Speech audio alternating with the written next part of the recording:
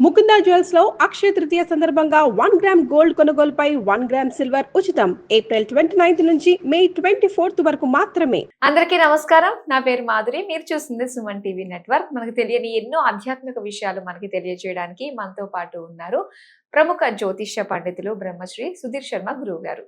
నమస్కారం గురువు గారు. శ్రీమాత్రే నమః. శ్రీ గురుభ్యో నమః. గురుగారు, ఇప్పుడు అంటే మనము ప్రతి దాంట్లోనూ కూడా మన హిందూ తత్వంలో లక్ష్మితోటి మనం పోలుస్తూ ఉంటాం కదండి. ఇంట్లో బియ్యం, వరి ఇదంతా కూడా ధాన్యలక్ష్మి అంటూ ఉంటాం. అయితే ఇది మన వంటగదిలో పెట్టే స్థలం కూడా అది వృద్ధి చెందడం, దరిద్రం పాలవ్వడం కూడా ఉంటుందంటారా? ఒక మాట చెప్పాలంటే నాన్న, వంట గది ఎక్కడ ఉండాలో వాస్తు చెప్తుంది కానీ వంట గదిలో కొన్ని వస్తువులు ఎక్కడ ఉండాలో వాస్తు చెప్తుంది కానీ అంటే ఏం చేస్తుంటే ప్రతిదానికి ఆధారపడిపోతున్నాం. ప్రతిదాని మీద నమ్మకం వేరు, మూఢనమ్మకం వేరు. నమ్మకాన్ని వదిలేసి మూఢనమ్మకంలోకి వెళ్ళిపోతున్నారు చాలా మంది. అవునా? దీన్ని కొంతమంది చెప్పేవాడు కూడా అట్లానే చెప్తున్నారు అన్న, ఇది అక్కడే ఉండాలి, ఇది ఇక్కడే ఉండాలి, ఇది ఇక్కడ ఉంటే ఇట్లా ఉంటుంది, ఇట్లా ఉంటే నాశనం అయిపోతారు, ఇట్లుంటే పైకి వస్తారు. నిజమండి, చెప్పేవాడు కూడా అలానే చెప్తున్నారు. వాటి వల్ల ఏమవుతుందంటే జనాలు మరీ అతిగా దాన్ని ఫాలో అవడం చేస్తున్నారు. మనకి వాస్తు ఏం చెప్తుందంటే నాన్న, ఎక్కడి నుంచి గాలి రావాలి, ఎక్కడి నుంచి గాలి రాకూడదు, ఎక్కడ డబ్బు పెట్టుకోవాలి, అక్కడే డబ్బులు ఎందుకు పెట్టాలి అనేటువంటి విషయాలు ఇట్లాంటివి వాస్తు చెప్తూ ఉంటాయి. అంతేగాని ఇక్కడ గోడ తీయండి, గోడ పెట్టండి, ఇక్కడ రంగు మార్చండి, ఇది కాదు కదండి. అస్సలు ఒక్క మాటలో చెప్తానన్నా, వాస్తు అంటే గోడలా కాదు. ఇప్పుడు ఒక మనిషి బాగుంటాడు నాన్న, వాడికి ఎలాంటి డ్రెస్ వేసినా బాగానే ఉంటాడు. మనిషి చండాలం ఉంటాడు, వాడు సూట్ వేసిన ఏం లాభం?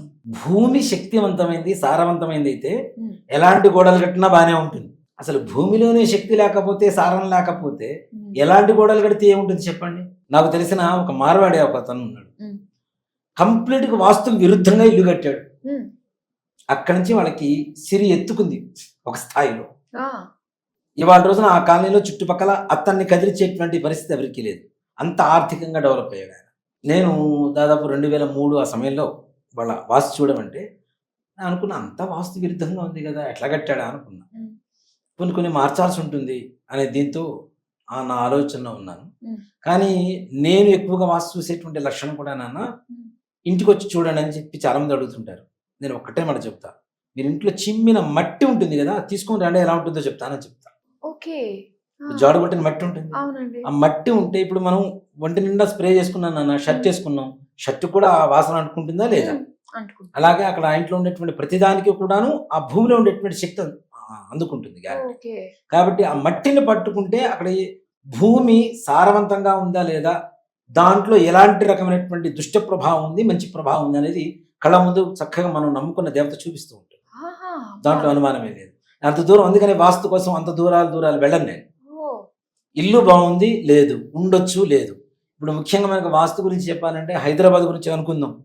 హైదరాబాద్ లో శ్మశానాల మీద కూడా షాపింగ్ కాంప్లెక్స్ ఇల్లు కడుతున్నారు. అవునా? ఎక్కడ భూమిలో ఏముందో ఎవరికీ తెలియదు.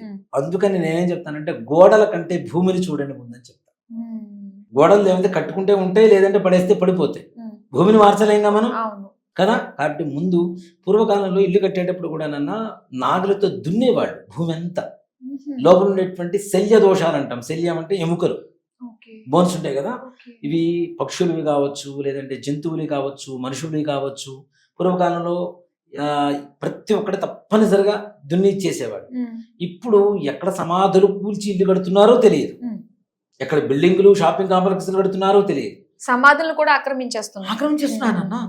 ఇప్పుడు పడుకున్న లోపల ఆత్మ కూడా స్థానం లేకుండా మనం పంపించేసి మనం అక్కడ వెళ్ళిపోయి పరమాత్మను పెట్టేసి నాకు ఒంట్లో బాగాలేదు, అది బాగాలేదు, ఇది బాగాలేదు అంటే సైంటిఫిక్ రీజన్ కదా నాన్న.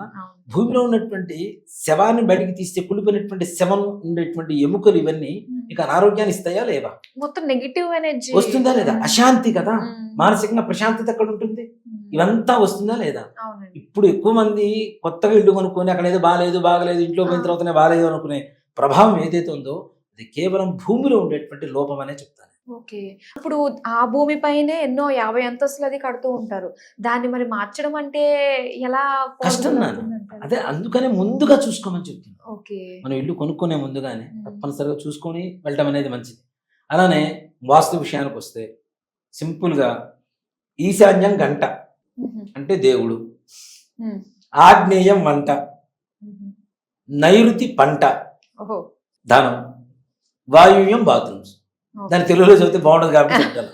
ఓకే అంతే, గంట వంట పంట ఇంకోటి వాయువ్యం. ఇది పర్ఫెక్ట్ వాస్తు. దీంట్లో ఏ రకమైనటువంటి సమస్య ఏం లేదు. ఓకే పండిన పంటని ఎక్కడ పెట్టుకోవాలి ఇంట్లో అంటే నైరుతి మూలలో పెట్టుకోవాలి కదా. నైరుతి మూలలోనే ఎందుకు పెట్టాలి అంటే నైరుతి పిశాచ భాగం అంటారు. నైరుతి పిశాచ భాగం.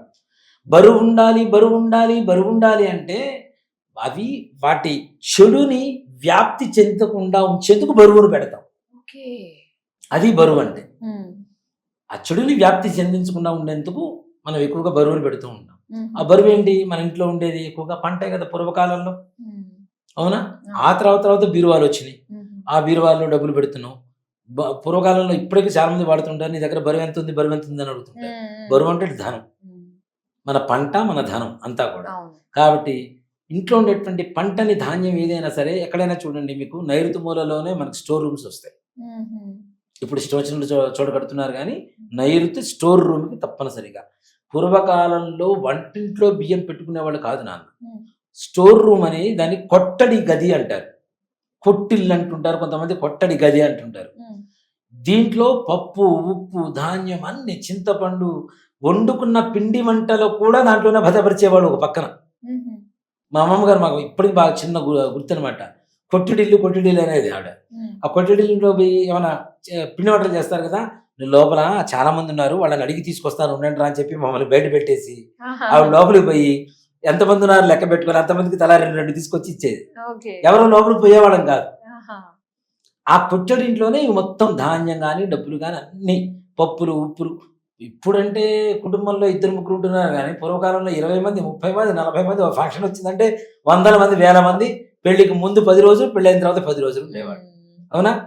ఆడపిల్ల పెళ్లి చేస్తే అంటే పెళ్లి చేసి చూడు అని చెప్పింది ఎందుకు అంటే పెళ్లి చేస్తే అప్పులు పాలవుతారు. అందుకని పెళ్లికి 6 నెలల మధ్యలో గ్యాప్ ఉండాలని చెప్తారు కదా నాన్న. అది కూడా సైంటిఫిక్ రీజనే. దేనికంటే 6 నెలలు అమ్మాయి పెళ్లి చేసిన తర్వాత ఆర్థికంగా పుంజుకోవడానికి 6 నెలలు సమయం తీసుకుంటుంది మినిమం. అలాగే ఇంట్లో ఆడవాళ్ళు కూడా పని ఎక్కువైపోతుంది కదా. ముందు 10 రోజులు ఇంతమంది కొండి పెట్టుకొని 10 రోజుల తర్వాత ఇంతమంది కొండి పెట్టుకొని ఆడవాళ్ళు ఒళ్ళంతా హోనం అయిపోతుంది. వాళ్ళు శారీరకంగా ఆరోగ్యంగా పుంజుకోవడానికి 6 నెలల సమయం తీసుకుంటుంది. ఈ 2 సమయం కావాలి అంటే శాస్త్రం పేరు చెప్తే వింటారు ఎవరైనా. అవునా? అంటే సెంటిమెంట్ గా చెప్తే గ్యారంటీ వింటారు. అందుకని చెప్పి 6 నెలల గ్యాప్ ఉండాలి అని చెప్పి పెట్టారు. డబ్బులు ఉన్నవాడు 100 కోట్లు ఉన్నవాడు గ్యారంటీ చేసుకోవచ్చు, దాంట్లో ప్రాబ్లం ఏం లేదు. సో కాబట్టి ఇలా మనకి నైరుతిలోనే ఉండాలి. అలానే వంటింట్లో ఉండేటువంటి బియ్యం కూడా నైరుతిలో ఉండడం అనేది మంచిది నాన్న, శ్రేష్టం. ఎందుకంటే నైరుతి భాగంలో ఏదైతే బరువు పెడుతూ ఉంటామో అక్కడ వాళ్ళ ఇంట్లో నిజంగానే బరువు పెరుగుతుంది, ధనం పెరుగుతూ ఉంటుంది. అక్కడ పిశాచ భాగం అంటాం, కొంతమంది ధన పిశాచం అంటారు, యక్షిణి స్థానం అని చెప్తూ ఉంటారు. యక్షిణి కూడా ఎవరు? లక్ష్మీ యక్షిణి యొక్క దేవతా స్థానం అని చెప్పి చెబుతూ ఉంటారు. లక్ష్మీదేవిని కూడా యక్షిణీ స్వరూపంలో ఆరాధించేవాడు కొంతమంది చాలా మంది ఉన్నారు. అలా లక్ష్మీ స్థానం కాబట్టి అక్కడ బరువు అనేటువంటి ఒక ప్రధానమైనటువంటి మాట కంటే కూడాను లక్ష్మీదేవి ఉండేటువంటి స్థానం ఖాళీగా ఉండడం కరెక్ట్ కాదు.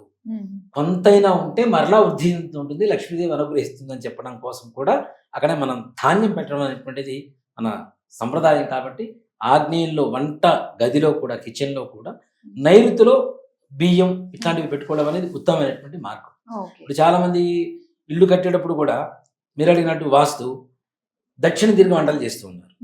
అసలు దక్షిణం అంటేనే యమస్థానం, వద్దు అటువైపు తిరగొద్దని చెప్తుంటాం మనం. అవునా? ఉత్తరం కుబేరుడు, దక్షిణం వైపు యమధర్మరాజు ఉంటాడు, తూర్పు వైపు ఇంద్రుడు ఉంటాడు, పశ్చిమ వైపు వరుణుడు ఉంటాడని చెప్పి మనం అనుకుంటూ ఉంటాం. ఈ దక్షిణం యమస్థానం వైపు తిరిగి వంట చేస్తూ ఉంటే అగ్ని ప్రమాదాలు ఎక్కువగా జరుగుతూ ఉంటాయి. అందుకని తూర్పు వైపుకి తిరిగి మాత్రమే వంట చేయాలి అనేటువంటిది ఒక వాస్తుశాస్త్రంలో చక్కగా చెప్పబడుతూ ఉంది. అక్కడి నుంచి గాలి వస్తూ ఉంటుంది. దక్షిణం వైపు విండోస్ ఉండవు, మనకి అక్కడ చీకటి, వంటలో ఏం పడిందో, బల్లి పడిందో బొద్దింగ పడిందో తెలియదు. తూర్పు వైపు కిటికీ ఉంటుంది, సూర్యకిరణాలు చక్కగా ప్రసరిస్తూ ఉంటాయి. పూర్వకాలంలో లైట్లు లేవు కాబట్టి దాంట్లో ఏం పడిందో స్పష్టంగా కనబడుతూ ఉంటుంది. ఇన్ని రీజన్స్ ఉన్నాయి నాన్న దీనికి. ఇన్ని రీజన్స్ ని వాస్తు అనేటువంటి ఒక పేరుతో చెప్తూ ఉన్నాం. కానీ ఇవన్నీ కూడా మన ఆరోగ్యానికి కావాల్సినటువంటి మంచి సంప్రదాయమైనటువంటి అలవాట్లు. అసలు వాస్తు అంటే ఒక మూఢనమ్మకం అది ఇది అనుకునే కాకుండా వాస్తు అంటేనే సో మనకి గాలి వెలుతురు ధారాళంగా వచ్చేది అసలు సిసలైన వాస్తు. దానికి సంబంధించి ఉన్న అపోహలన్నీ కూడా తీర్చినందుకు ధన్యవాదాలు గురు. శ్రీమాత్రే నమః. శ్రీ గురుభ్యో.